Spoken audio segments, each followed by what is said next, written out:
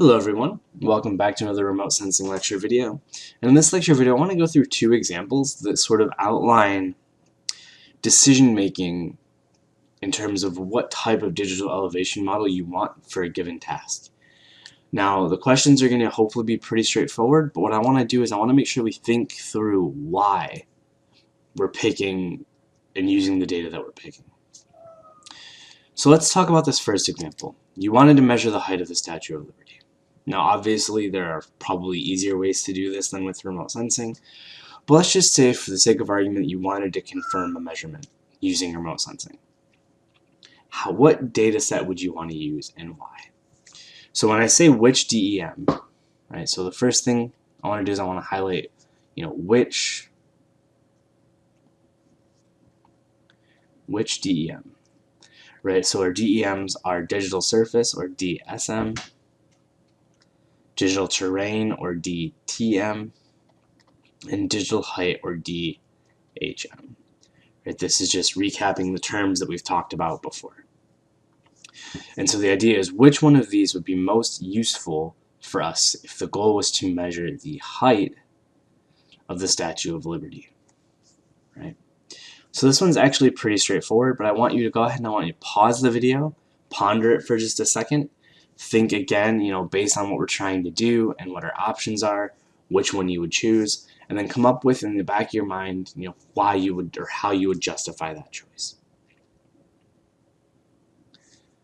Okay, so hopefully you paused the video, hopefully you thought about it, and hopefully you came up with the answer of digital height model, DHM. Right, so obviously, I shouldn't say obviously, but right, the idea here is that you would want the digital height model.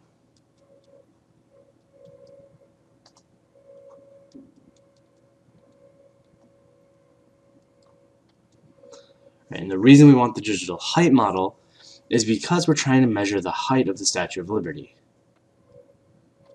Right, so because we are dealing with height,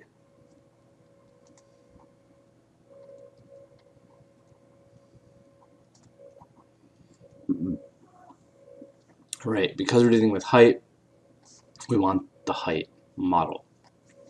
So this one I think is pretty straightforward. Generally speaking, a good strategy, if you see the word height in the question, that generally means you want the height model.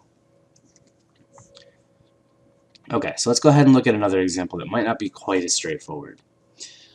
So in this example, let's imagine that you're working for a construction company, and the construction company just managed to complete a new drain system, and they want to figure out what direction water will flow, right, on the ground. So again, I'm missing the question mark there.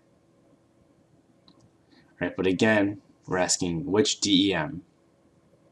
So again, this is digital surface, digital terrain, digital height would be best for finding the direction of water flow along the ground. Okay. So again, just like last time, pause the video for a second, think about what the question's asking you, think about what you would pick, and then how you would justify it. Okay, so this one's a little bit more tricky, but hopefully we all came to the same conclusion that what you would actually want would be the digital terrain model.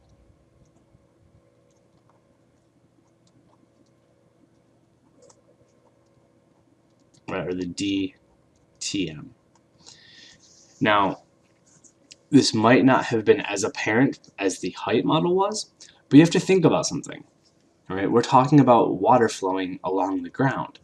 So yeah, you might at first think that, oh, the water will be impacted by a tree, but the thing is that it's not really impacted by the tree as much as it's impacted by the changes in elevation at the ground at the base of the tree.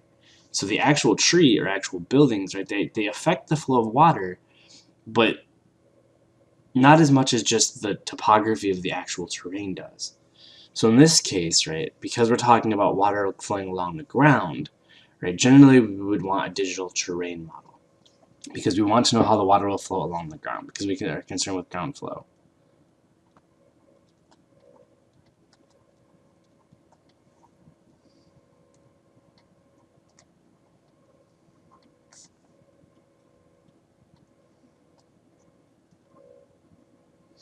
Another way to think about this would be, if you think about drains along like roads and ditches and stuff like that, right, they tend to be on the ground. So if you had a big tree sort of on the side of the road, right, the digital surface model would say that the elevation is the top of the tree, when you know that your actual drain is underneath the tree at ground level. So you really want to make sure that you use that digital terrain model, because we're caring about how the water flows along the ground.